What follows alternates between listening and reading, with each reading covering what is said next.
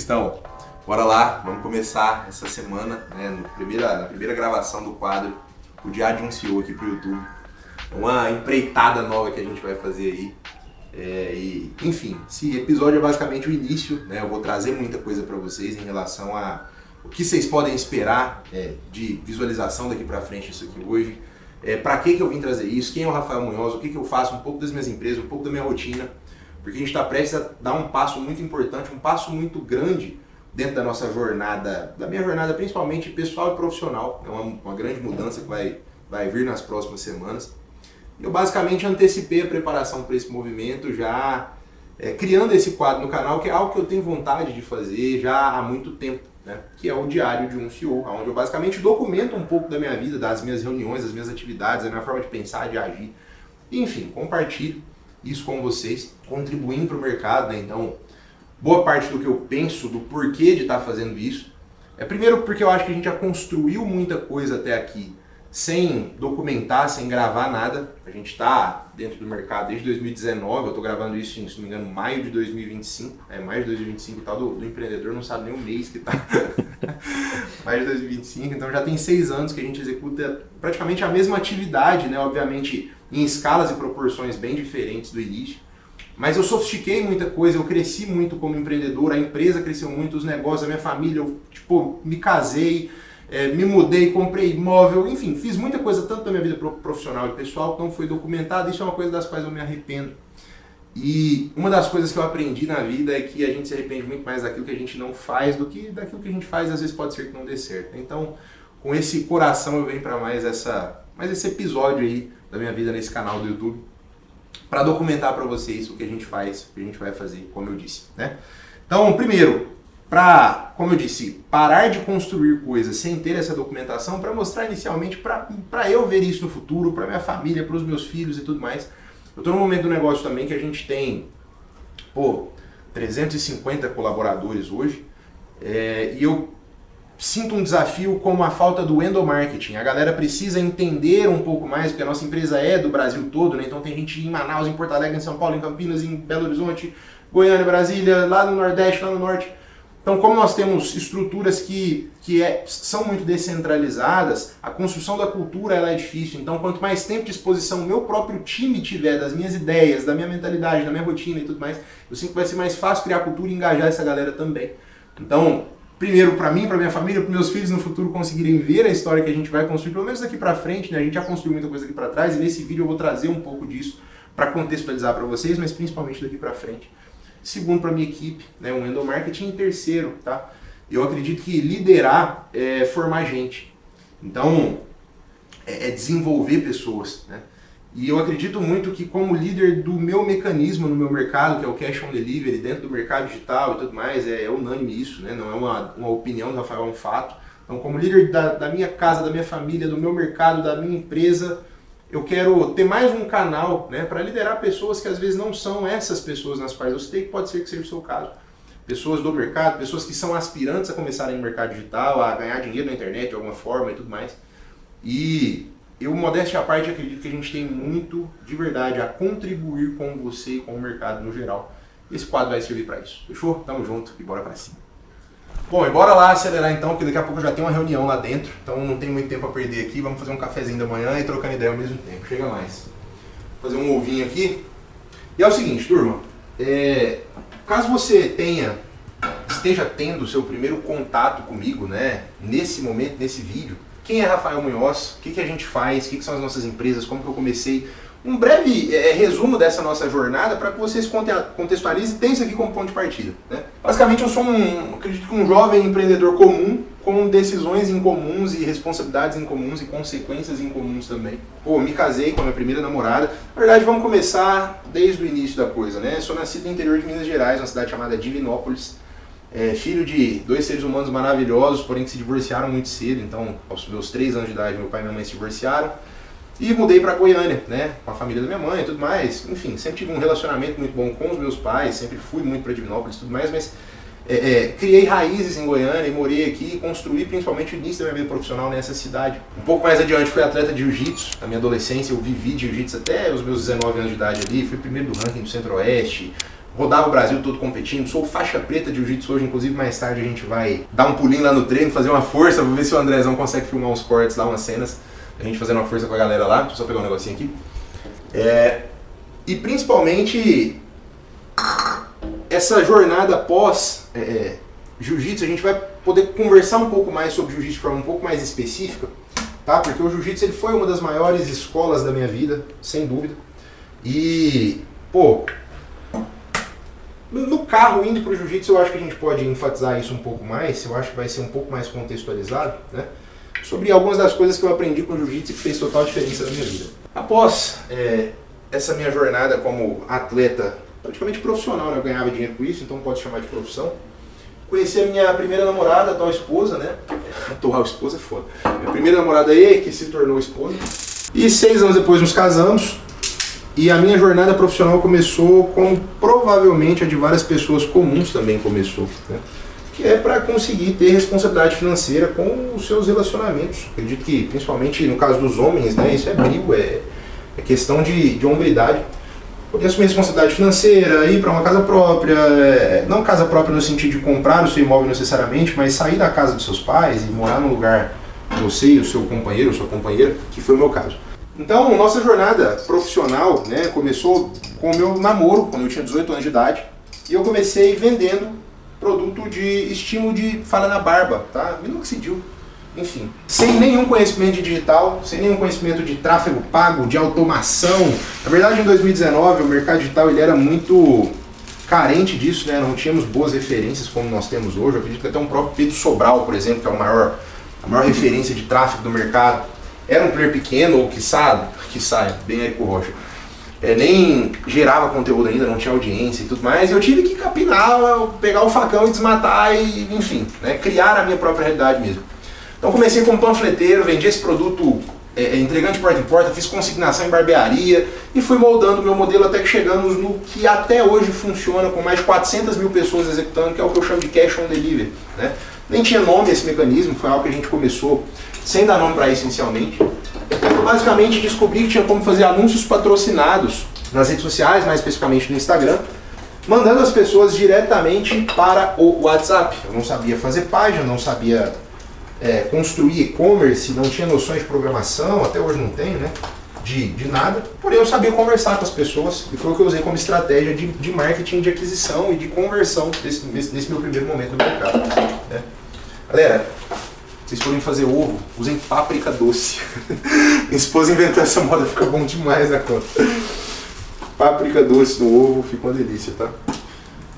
Beleza, então turma, comecei dessa forma, né, vendendo produto físico aqui em Goiânia, eu mesmo vendia, eu mesmo anunciava, eu mesmo entregava, eu era financeiro, era eu presa, né, como normalmente é a realidade de todo mundo. Então hoje, quem vê a gente fazendo múltiplos 8 dias por mês, tem dias que a gente faz mais de R$1 milhão no dia hoje em receita no nosso grupo, nas plataformas e tudo mais, e isso já tem se tornado comum. Quem vê a gente fazendo todos esses números, né, precisa entender que isso foi uma jornada, que isso começou pequeno, de fato, e há 6 anos atrás, lapidando e desenvolvendo a mesma atividade em formatos diferentes. Beleza. Resumo da ópera. Dos meus 19 anos de idade aos meus 21 anos de idade, anunciando em redes sociais, vendendo através do WhatsApp, WhatsApp Business. A minha automação eram as respostas rápidas do próprio WhatsApp. Aquele barra isso, barra aquilo e tudo mais. A gente desenvolveu um funilzinho de vendas, contratei entregadores, e escalei nesse formato, fazia anúncio via geolocalização para a minha cidade, tinha um entregador que posteriormente se formou uma equipe de entregadores, só hoje já são mais de 200 entregadores, de Manaus a Porto Alegre nesse mesmo formato, para que outros usuários vendam como eu vendia lá atrás. E eu hoje monetizo de uma outra forma que eu vou explicar daqui a pouco. Mas principalmente, dos meus 19 anos aos meus 21, a gente já tinha feito mais de 18 milhões de reais, mais de 150 mil vendas deste produto em específico. Eu já tinha 60 pessoas na equipe. Eu simplesmente escalei uma única coisa que era básica, porém funcionava muito. Então, fui contratando vendedores, fui contratando entregadores, fui aumentando meu estoque, fui escalando essa mesma atividade. Anúncio por geolocalização, tráfego pago, jogava para o WhatsApp, agendava entregas para que essas equipes de entregadores saíssem para suas rotas e cobrassem na hora da entrega via máquina de cartão, dinheiro em espécie, Pix e enfim. Isso é o chamado Cash on Delivery. Porém, o que poucos sabem, e eu também não sabia no início, né, não vou me isentar da responsabilidade, porque eu deveria saber. Eu acho que o empreendedor ele precisa entender os riscos que ele está correndo. Vamos ver se eu vou fazer bonito. Aê, rapaz! Minoxidil era uma coisa que não podia ser vendida, tá, turma? Então é um medicamento, né? Não é que não podia ser vendida, não podia ser vendida na forma na qual eu vendia, que era como um produto cosmético. E não é um cosmético, não é um nutracêutico, é um fármaco, né? E o fato de ser um fármaco me obrigou a parar de vender esse produto. Eu fui obrigado, forçado literalmente, a deixar de faturar de uma hora para outra. Recebi notificação da Anvisa, uma proposta, né, de multa gigantesca. E eu me vi no pior momento da minha vida, com um compromisso que eu tinha com 60 pessoas. Eu tive que me descomprometer com essas 60 pessoas e deixar algumas delas desamparadas, o que me, derrubou de uma forma absurda. Isso foi em 2021, tá? E eu prometi para mim mesmo que eu voltaria 100 vezes mais forte. E foi o que a gente fez, né? De 2021 para frente a história é o que vocês provavelmente pode ser que já conheçam, que é a construção de logs, de coins e tudo mais. E eu mudei o formato do mercado. Eu falei, cara, mesmo que eu tenha quebrado, eu não quebrei por incompetência comercial, não quebrei porque o que eu faço não funciona, ou qualquer coisa nesse sentido. Deixa eu ver se tem um queijinho aqui. A última fatia. Eu não quebrei porque o que eu faço não funciona, ou qualquer coisa nesse sentido. Eu quebrei porque eu fui imposto por estar vendendo algo ilícito, vamos assim dizer. Não era uma droga, mas era um medicamento. Não deixa de ser, né? Encontrei um sócio investidor, falei que eu queria transformar isso no modelo de serviço no qual nós monetizássemos com taxas de entrega, taxas de transação, taxas de saque, e conseguíssemos fazer com que, centenas de milhares de pessoas, que hoje é o que a gente tem, nós já temos mais de 400 mil pessoas cadastradas nas nossas plataformas como sellers, como vendedores, né? E basicamente consegui um sócio investidor, começamos a desenvolver um software, comecei a entender um pouco mais sobre tecnologia, sobre logística, comecei a me qualificar profissionalmente dentro desse universo, né, desses dois cenários, e desenvolvemos um MVP em 2022 do que hoje vocês conhecem como Logs, que é a primeira plataforma do nosso grupo. De lá para cá, a Logs está em 19 filiais formais, tá? Essas 19 filiais, elas estão nas maiores capitais do Brasil e as mais relevantes no quesito população. Deixa eu dar uma queimada no ovo aqui. No quesito população, tá? Então, as de maior volume de habitantes. E, 19 armazéns, 350 colaboradores, são mais de 150 milhões em vendas, mais de 100 milhões distribuídos em comissões para os nossos usuários. Isso de 2022 a 2025, em menos de 3 anos de mercado, porque foi setembro de 2022, a gente está em maio de 2025, a gente está caminhando para 3 anos. Estamos crescendo 15% ao mês até hoje, tá? Então o nosso crescimento ali é exponencial e ainda assim eu, como agoniado que sou e amo um problema, estou sentindo minha vida muito parada. Então inventei de fazer um quadro para o YouTube e mais do que isso, inventei de me mudar da minha cidade. Uma das curiosidades que é bacana vocês entenderem é que eu nunca até então visitei nenhum armazém da Logs. Tudo é gerido, tudo é administrado de maneira remota, todas as minhas lideranças estão remotas e eu tenho equipes locais, porém essas equipes locais elas são operacionais e de gerência, né? Então eu tenho o gerente do armazém, dos entregadores, da parte de expedição tradicional, estoquistas, auxiliares, e tem toda uma hierarquia, um organograma já muito bem sofisticado, inclusive, com lideranças e governança bem estipulada. Porém, a gente tem basicamente uma planta baixa, um design ideal de um armazém, a gente passa isso de maneira remota, cria esse armazém, contrata as pessoas que têm processo e elas tocam pau. Nunca visitei nenhum, inclusive o de Goiânia, que é o que eu moro. Inclusive, já fazendo uma antecipação para o próximo vídeo. Daqui a pouco eu vou ligar para o seu Francisco, que foi o meu primeiro entregador, lá em 2019, para tentar fazer com que ele visite o armazém de Goiânia junto comigo antes dessa minha mudança para São Paulo. E daqui a pouco a gente fala um pouco mais sobre essa mudança para São Paulo. Na verdade, deixa eu só começar a ir ali para a mesa e a gente já vai falando sobre essa questão de São Paulo também. Bom, para não ficar falando de boca cheia com vocês, decidi primeiro tomar o café aqui, comer o ovo e depois continuar falando. Mas como eu estava falando anteriormente, eu quero, né, antes de ir para São Paulo, antes dessa minha mudança, visitar um armazém em Goiânia e daqui a pouco eu vou tentar ligar para o seu Francisco.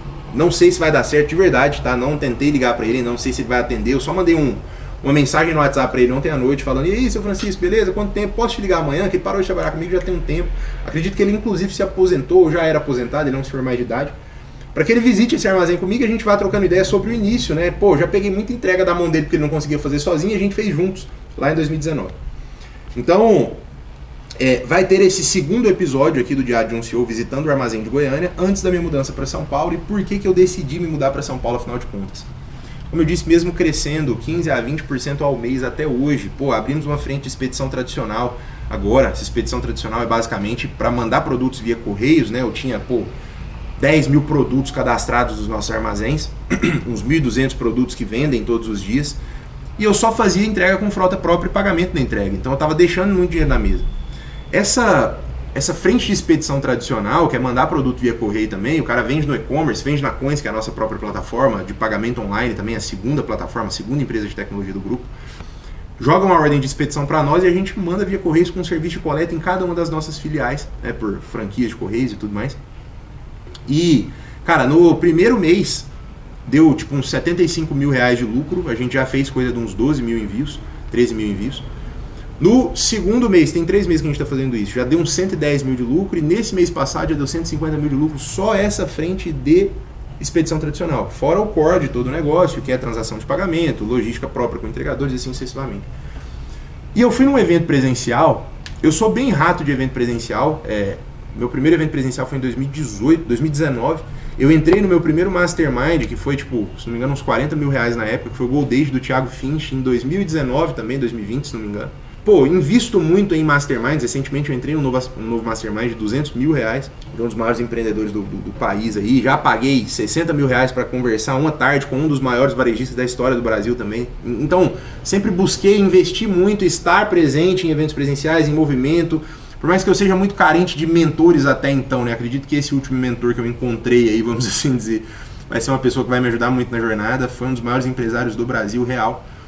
Nada de marketing digital dessa nossa bolha, é de fato um mentor mesmo, um cara mais de idade, e enfim, inclusive reavaliem suas referências, tá? O mercado digital tá cheio de gente que é só blá blá blá, só conversa, e enfim, não construiu nada de fato tentando te dizer o que fazer ou te ensinar alguma coisa. E nessa minha última ida para São Paulo, no evento presencial e em mais um Mastermind, só contextualizando que eu faço isso já tem uns 6 anos, eu me senti desconfortável, eu me senti na necessidade de estar mais desconfortável e fiquei desconfortável por estar confortável, um paradoxo do caramba. Então, pô, comprei esse AP aqui, que a gente tá gravando, né? Me mudei pra cá tem um mês, acredito que não tem nem um mês. E voltei, antes de voltar pra Goiânia dessa viagem, eu já olhei apartamento lá em Alphaville. Já inclusive ontem assinei contrato, paguei calção, fiz todo o procedimento necessário e em 2 semanas a gente tá de mudança. Fui fazer 2 mudanças em 6 semanas. Mas é isso, a vida do empreendedor. Porque basicamente eu fui nesse evento, eu conheci pessoas, eu entendi que, cara, com base na sua referência que você se nivela, então eu sinto que eu tô em mesas nas quais eu sou o melhor da mesa e eu quero sentir aquele frio na barriga de, pô, tá aprendendo com pessoas que de fato sejam maiores que eu, né? Então eu acredito que em São Paulo a gente vai, para o meu mercado, para o meu segmento, conseguir ter isso com mais facilidade, né? Cara, decidi tomar essa decisão. Eu visitei um dos nossos galpões, um dos galpões nos quais a gente vai mudar, né? Eu acabei de falar que a gente nunca visitou nenhum armazém da Logos que esteja em operação, mas a gente está de mudança do armazém de São Paulo para um que tem mais de 1.000 metros de área construída e, pô, um escritório massa em cima, porta pallet com teto, com pé direito alto, aqueles negoção massa pra caramba. Vai ter elevador de carga lá, vai ter aqueles carrinhos de subir caixa nos pallets. Então a gente está indo para um segundo nível, estamos indo para um novo momento. E eu vi que vai se fazer necessário, visto que a gente tem mais de 50 pessoas só no CD de São Paulo, né, entre entregadores, estoquistas, gerentes, coordenadores, lideranças e tudo mais, que vão precisar, vamos assim dizer, comer da mesma comida que eu como, né, comida do meu prato, que é, como que eu vou dizer, respirar do mesmo ar que eu respiro, entender como eu penso, entender como eu ajo, por mais que a gente consiga ter uma boa cultura online, fazer isso de maneira presencial, eu acredito que vai ser uma experiência que eu nunca vivi, mas acho que com quase absoluta certeza vai ser ainda mais intenso, né?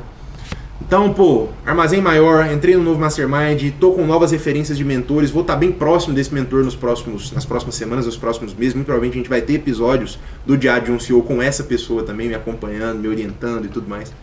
Então, assim, a gente está entrando num novo momento, num novo ciclo, e eu não quero me arrepender mais por ter construído ciclos de muito sucesso, de muita prosperidade, de muita abundância, de muitos aprendizados e não ter documentado isso em vídeo. Então dessa vez a gente vai fazer diferente e vai ser um prazer ter você conosco durante mais essa jornada. Beleza?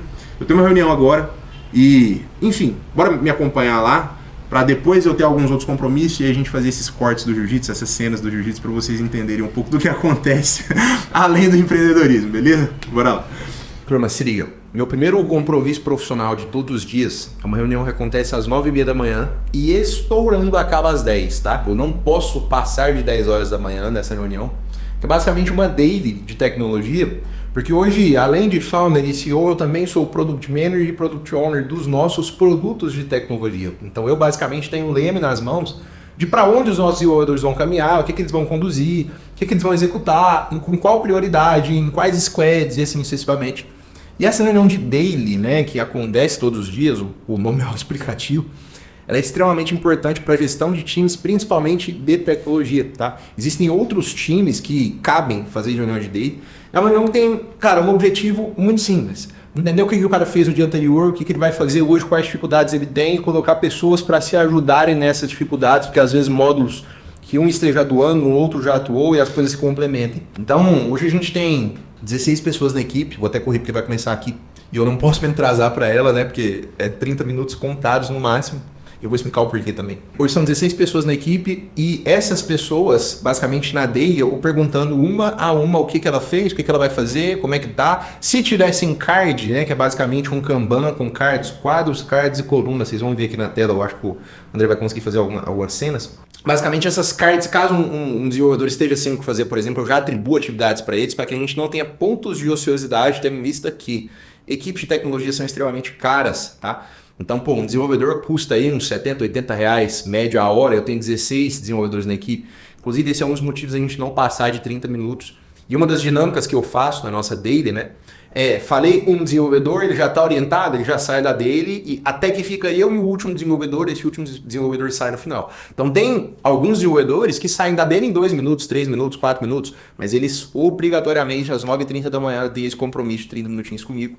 Depois de eu acordar, tomar um banho, tomar um café e fazer todas essas coisas mais pessoais, após isso, eu venho aqui e tenho esse meu primeiro compromisso e já pego por sequência algumas outras 2, 3 reuniões, tá? É massa, ó, eu vim aqui pro Discord, grupo Logs, ó, a galera já tá entrando na sala, alguns aqui mais para baixo e tudo mais. No decorrer da minha entrada, pode entrar e ficar no mudo aqui, a Dani, e alguns outros vão entrando também. Se liga no seguinte, um founder, né, um CEO, basicamente, um dono, um gestor de um negócio, ele é um gestor de recursos financeiros, recursos humanos, recursos de tempo. Ele basicamente administra coisas para que essas coisas aconteçam, além de liderar, que como eu disse, liderar é desenvolver gente. Então, a gente equilibra essas duas principais atividades. E uma vez que eu tenho um time que me custa, 70, 80 reais a hora, vezes 16 pessoas, uma deles, se durasse 1 hora, por exemplo, me custaria R$1.000. Vezes um mês, a gente está falando aí de quase R$30 mil, né? 26 mil reais. Então, isso pro tamanho do quadro atual. Se a gente crescer, e a gente segue crescendo, nos últimos 60 dias a gente contratou 3 novos desenvolvedores, então a gente estava com 16, a gente estava com 13 desenvolvedores. É algo que eu tenho que tomar esse cuidado, entendeu? Para não deixar a galera ociosa e tudo mais. Nós temos um CTO, eu sou apenas Product Owner e Product Manager. CTO é mais uma liderança técnica para instruir essa galera em relação a recursos e tudo mais. E ó, galera entrou, bora mandar bala, trocar essa ideia com eles. Fala turma, bom dia. Bom dia. Bora nessa? Compartilhar a dela. Vamos começar. Seguinte, Thales, como que estamos com a direção, a integração? Acho que o Matheus. Quando você terminar, no jeito que você for terminando, vai mandando pro Matheus, já vai abrindo pra review, experiência, principalmente do lado da voz, por favor, tá? E aí, se tu no meio da tarde você não respeitar,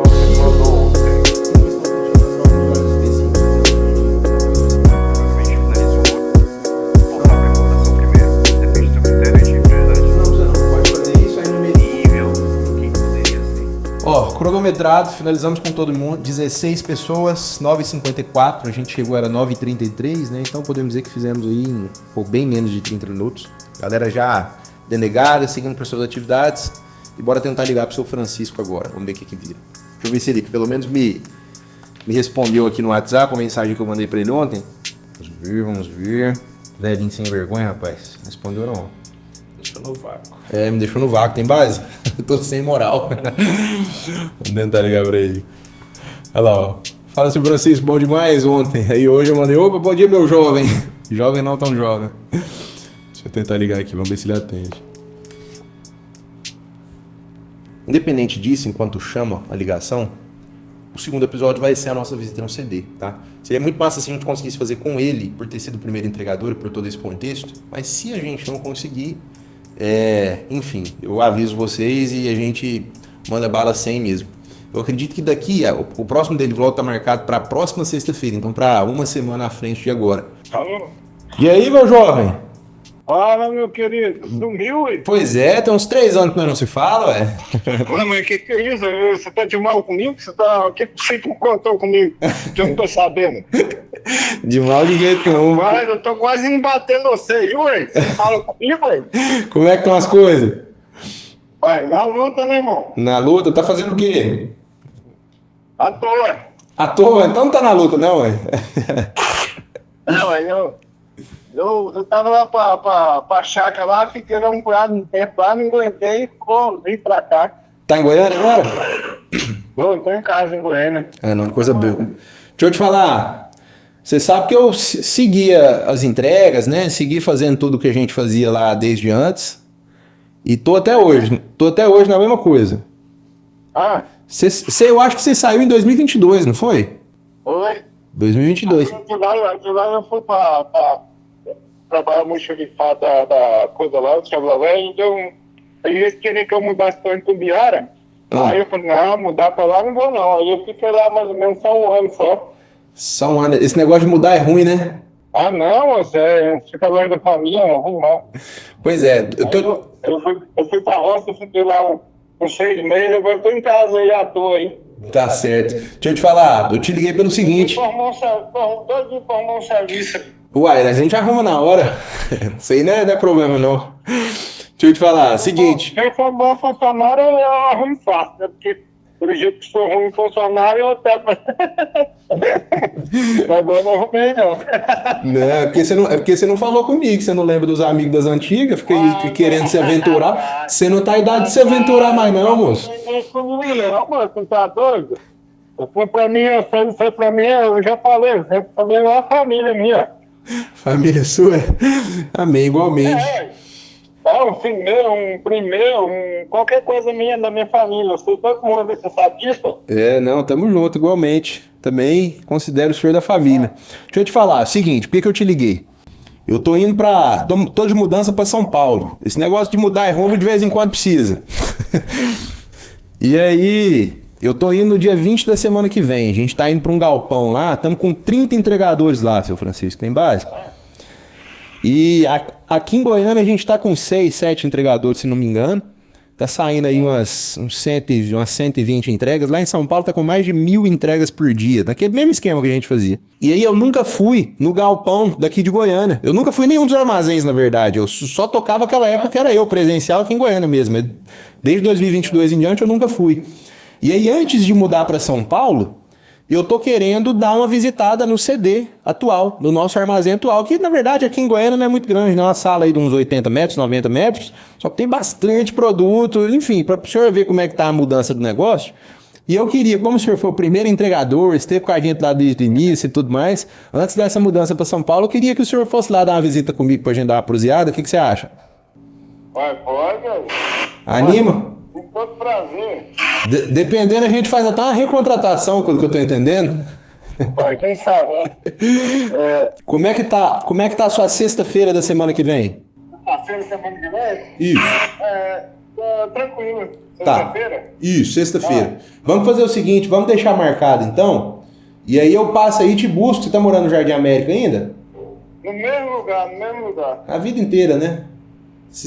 Sistemático. No mesmo lugar, você... O tal do véio é sistemático.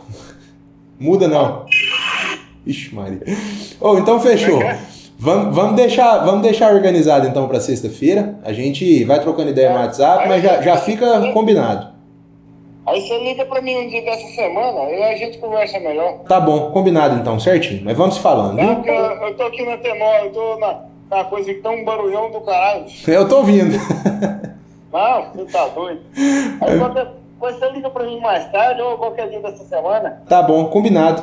Tamo junto. Falou, meu querido? Falou, fica com Deus, viu? A gente se vê. É que Deus. Um abraço na galera aí. Valeu, igualmente. Pra família. Falou. Tchau, tchau. Já é pai, já? Hã?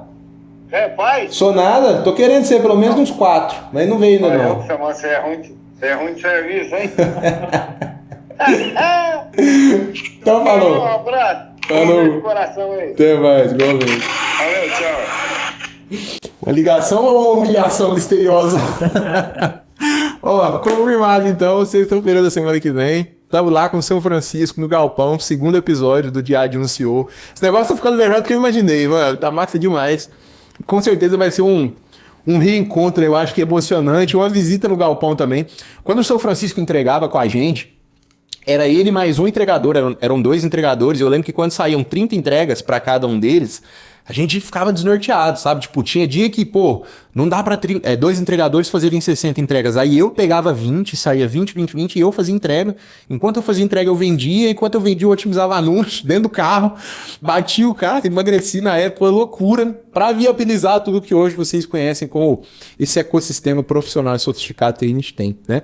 Mas, cara, muito massa, vai dar certo e a gente se vê com ele na semana que vem, então. Tamo junto.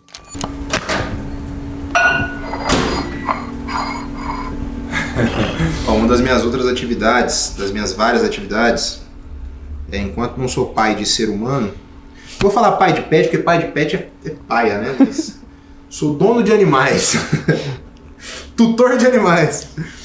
E um deles é o Bob, o cachorro mais esquisito e gente boa da internet. Esse jovem senhor aqui de 16 aninhos de idade. Tá idoso. E uma das coisas que eu tenho que fazer todos os dias, a cada 12 horas, é dar a comida dele com os remédios, porque ele é cardíaco. E aí, ó, não só remédio, mas suplemento, ó. Caninos Protein, Whey Protein de cachorro, BCAA de cachorro, jogo tudo na comida. Come marmita natural, tem todo um milindre. E ó, se liga nesse aqui, André. Viagra Pet. Zoeira, é só porque é azul mesmo. E essa semana, cheguei. Essa semana, essa senhora aqui, vulgo minha esposa, pra dar um contraste na casa, pegou esse ser humaninho aqui, deixaram ela no lixo e vai do lixo pra Alphaville, São Paulo. Tô com um senhor de 16 anos em casa e uma de 40 dias, 60 dias. Bora lá. Cuidar da turma e daqui a pouco, jiu-jitsu. Bora.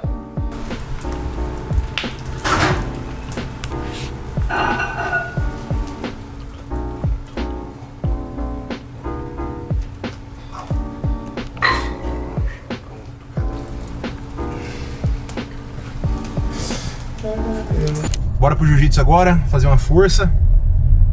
Eu comentei com vocês mais cedo, vai dar uma tremida aí, que a minha primeira atividade profissional foi vendendo minoxidil, né? Mas na verdade a minha primeira atividade profissional foi aos 17 anos de idade, quando eu passei na Universidade Federal de Educação Física aqui de Goiás. Eu dava aula de jiu-jitsu pra galera lá, então peguei um projeto de extensão e eu ganhava R$400 para dar aula nas terças e quintas-feiras, depois do meu período de faculdade e depois de eu já ter treinado meio-dia. Nessa época eu tinha de 17 para 18 anos, eu lembro que eu tirava R$800 por mês. R$400 de uma bolsa atleta, que eu tinha ficado em primeiro do ranking do Centro-Oeste, né, dos campeonatos da época, e R$400 de dar aula na UFG. E cara, o jiu-jitsu foi, eu acredito que a maior escola da minha vida, saca? Me ensinou muita coisa. E tem algumas coisas que a gente leva pro empreendedorismo de forma muito tangível, muito específica, sabe? Como por exemplo, né, no jiu-jitsu você tem que aprender, vou tentar ilustrar algumas situações. Você tem que aprender no jiu-jitsu a administrar recursos em situações boas, por exemplo. Uma das principais diferenças quando você vê alguém experiente rolando, né? O rola é o que a gente chama de luta lá. De alguém inexperiente, alguém barriga verde ali, iniciante e tudo mais, é que o iniciante fica sempre fazendo força, sempre dando a vida, sempre se desgastando, quanto na verdade o cara que é mais experiente, pô, ele chega numa posição boa, ele simplesmente encaixa a pegada ali, nem faz força na pegada e fica em paz, depois ele dá mais uma acelerada. Então essa administração de recursos em bons momentos, né, reservando energia e tudo mais, se aplica diretamente para o empreendedorismo. E, pô, não parar em posições ruins também, não aceitar situações ruins, conseguir manter a calma em situações ruins e pensar numa solução de maneira mais racional, porque senão você vai se... como que eu vou dizer? Se exaurir de recursos. A mesma coisa se aplica para empreendedorismo. E a principal coisa que eu aprendi com o jiu-jitsu, que eu lembro da minha época de competição, é que o tempo passa, cara. É muito louco que na minha academia, né, onde eu vou treinar agora, vocês vão ver que esse treino das 12 horas, de meio-dia, é o treino de competição. Eu faço treino de competição até hoje, mesmo sem competir. Então eu não curto muito treino comercial. A gente sai na porrada lá mesmo, feio. E é uma academia que historicamente tem muitos campeões, sabe? Muita gente que competia e já era um cara mais de idade. Eu fui de uma geração mais nova, agora já não sou mais, tipo, nem compito mais. Um rapaz que é o Anderson, por exemplo, que entrou lá com a gente uns 14 anos de idade, acabou de ser vice-campeão brasileiro, vice-campeão europeu de faixa preta adulto, mudou pra São Paulo agora também. Então tá mudando, né? Tá nesse trâmite de mudança. Então, cara, o tempo passa, as coisas não são eternas, uma fase boa passa, a fase ruim passa. Eu lembro das épocas da competição, dos campeonatos, e eu sempre, por ter mais porte, né, por ser maior, tipo, eu tava da categoria de meio pesado ou de pesado às vezes, isso me dá a possibilidade de entrar de forma competitiva no que a gente no jiu-jitsu chama de absoluto. O que é o absoluto? É todas as categorias de peso juntas, né? Então a gente lutava a categoria, quem medalhava na categoria também podia disputar o absoluto para ver quem era o melhor daquela faixa.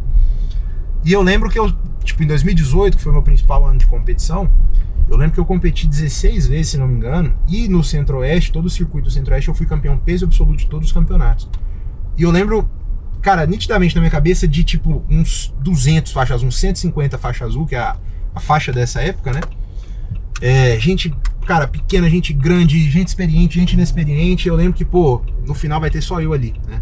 No final só vai sobrar eu e mais um, e até após a última luta, que é a final do absoluto, eu vou ter que me sobressair de toda aquela galera.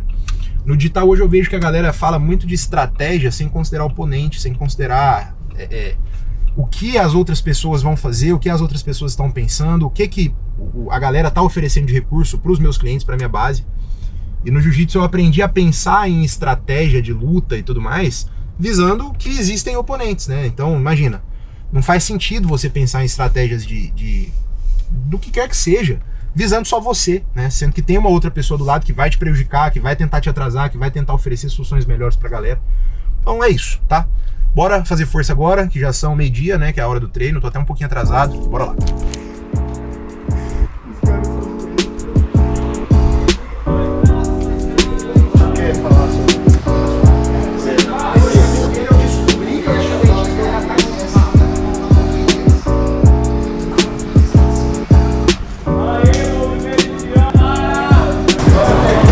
Deixa passar ou longe?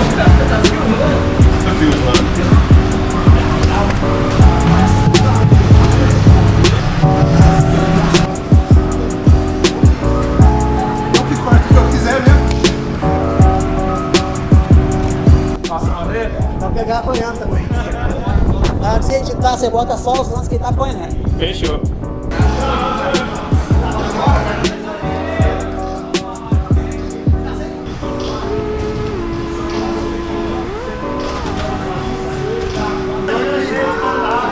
Não é você dar mole com só porque ela tá nas câmeras. Faz o que você sempre faz.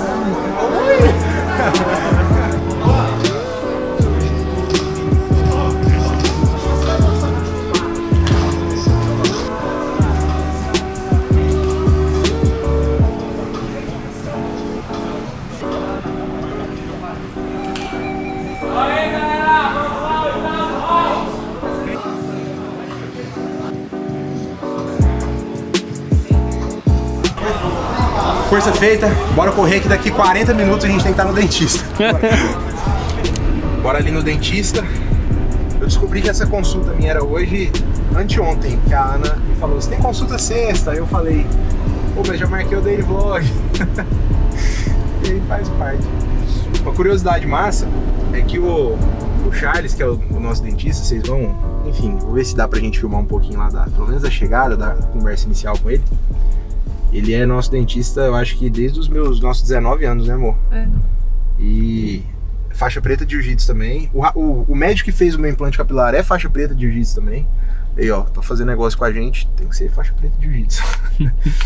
E a Ana também, eu tentei aplicar ela no jiu-jitsu, mas você quer fazer terapia de casal? Mas não tive muito êxito, não. Chega lá, você quer fazer terapia, me bater? Eu falo pra ela que se ela tivesse começado jiu-jitsu com uns 15 anos de idade, ela era campeã mundial. Ela parece um tratorzinho, forte pra caramba, leva jeito, tem talento, só que você é princesa, né, amor? Aham. Bora lá, agora vocês conhecem a Charles. Tamo junto.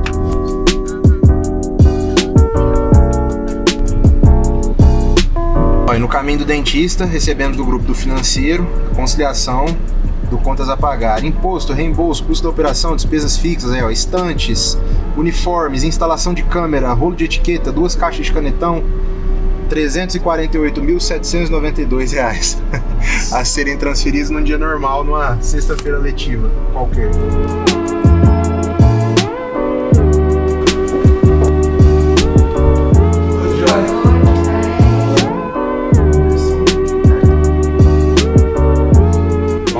Rapaz, tá bem aí? E aí, eu vim historiar. Coisa boa. Vocês verem.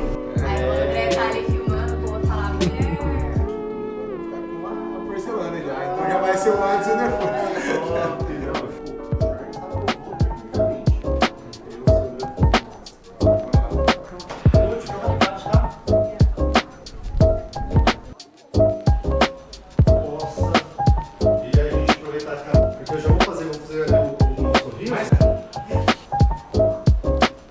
Aí a fotografia ficou ruim.